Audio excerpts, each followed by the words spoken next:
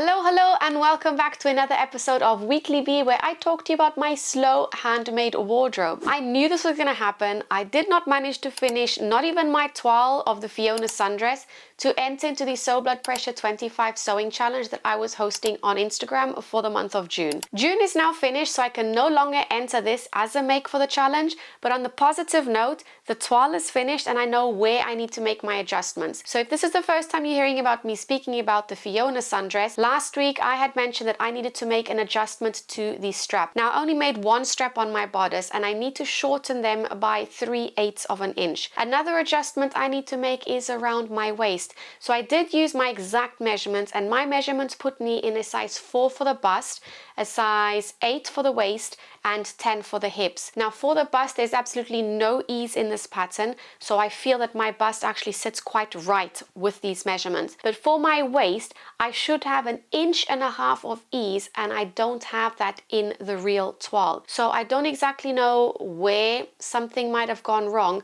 but I don't think it was in cutting or sewing. I just think it might be the pattern itself. I can't be too sure. So with me finishing the toile now, including the skirt piece, I can see that I still have a bit of tightness around my waist. So I'm going to have to let it out a little bit. I can see in the photos and in the films that I've taken that there is some pull marks around the waist. So I'm going to let it out just by 1/8 of an inch on each side seam, and I'm actually going to baste it first in place and then sew it. And I'm saying baste it first because I'm not going to make another toile. I'm just going to cut out my good fabric already and just let it out a little bit at the seams. For the skirt piece, the back darts on the skirts, I feel they're not sitting in the right place. So they are poking out a little bit, and I think they might either be too long or too short.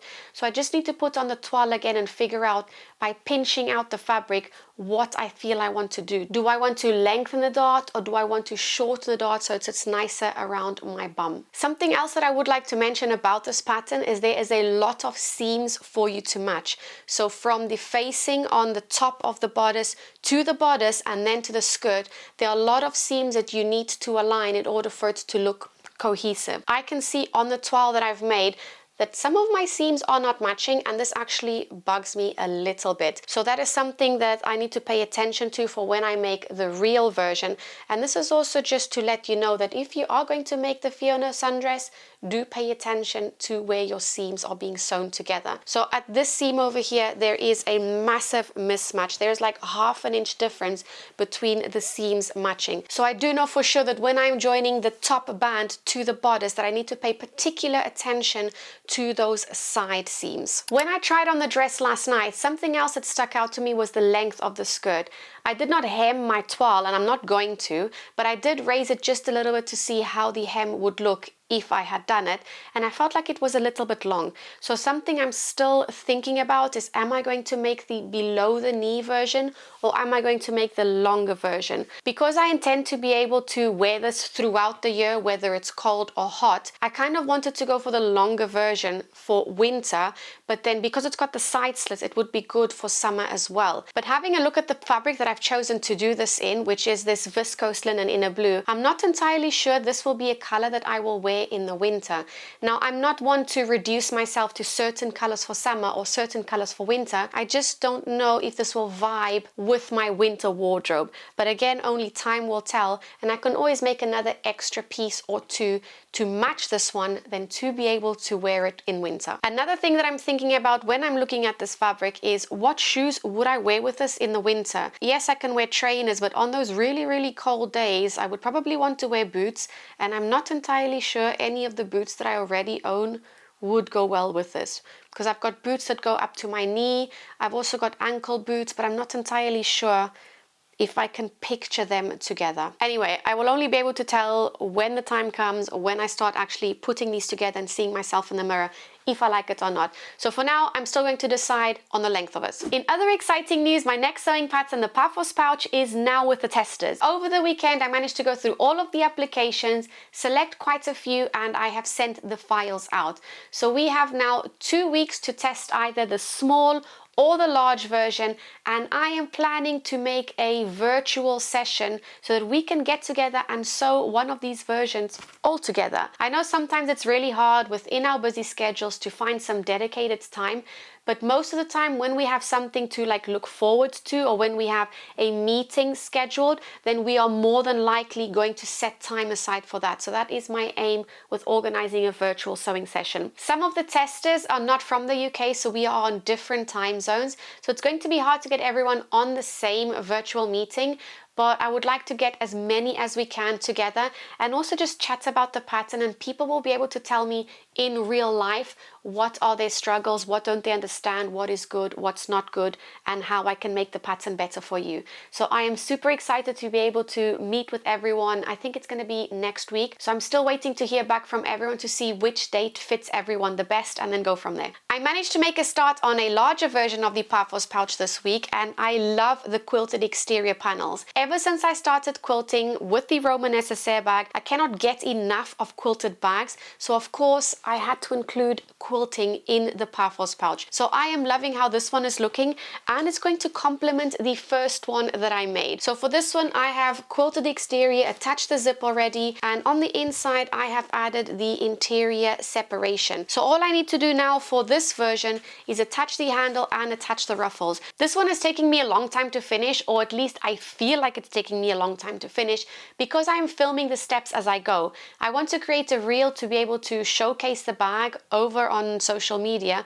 So because I have to have the camera with me and film certain steps, it is taking that extra bit longer. But this week I'm hoping to put all the last bits and pieces on, and I will be able to show you pretty soon my matching set. Now for a knitting update, my Cobalt Ellie Sweater is basically finished. I have knit up the whole bodice, both the sleeves and as well the neckband, and I've decided to do a rolled or a folded neckband and cuff for the sleeves. What that means is I have knit extra rows in these areas, so at the neckband and at the cuffs, double that of what I want the finished look to be, and those live stitches I then fold them under and sew them together, picking up or threading the needle, should I say, by the stitches where I picked up for the neckband in the first place. And that then creates this rolled edge. And I much prefer this finishing like this than having just a cast off edge, which I've always done previously, but I just think a rolled edge looks much nicer. Since the whole sweater is knit up, I started on embroidering the lazy daisies. Now in my newsletter that I sent over the weekend, I was planning to go for the double-stranded lazy daisies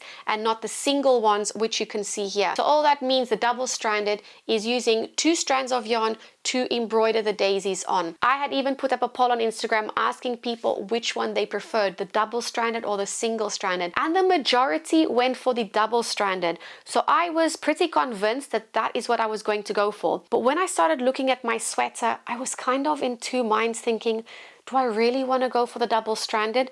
It just looked a little bit messy to me. So I decided then to go for the single-stranded, and I actually really like how it's looking. These are also the only 4 colors that I'm going to be using, which I think I mentioned to you last week already. But then the dilemma was which orange and which yellow do I choose? So I had this bright pink and this green, which I really liked, but then I had 2 yellows in my stash, so a lighter yellow and a darker yellow. And in the end, I decided going for the darker yellow because I felt it stood out, or it popped a lot more. And then I had to choose which orange I wanted to use. So this is the Yarnsmiths Create DK in the colorway Carrot, which is a brighter color, and this is kind of a dull color. So between the two, I thought this one would pop a lot more. So that's what I ended up going. I ended up going for the brighter colors, really to pop against the cobalt instead of more of the dull colors. So the plan now is to continue embroidering these lazy daisies all over the front bodice as well as on the sleeves. I want to keep them roughly this size because last week I didn't know if I wanted to make them smaller and bigger, but I think now I'm going to keep them roughly the same size. Because of the nature of handmade, they aren't exactly the same, but they're roughly the same. So I'm going to be doing this all over the front bodice, the sleeves, and I'm not entirely sure if I want to do it on the back just yet. So I'm going to see how time goes, how long it takes me to do all of this, because yesterday just to do the one, I kind of felt it took me forever, like 20 minutes to do the one, because I just didn't like how the strands were lying.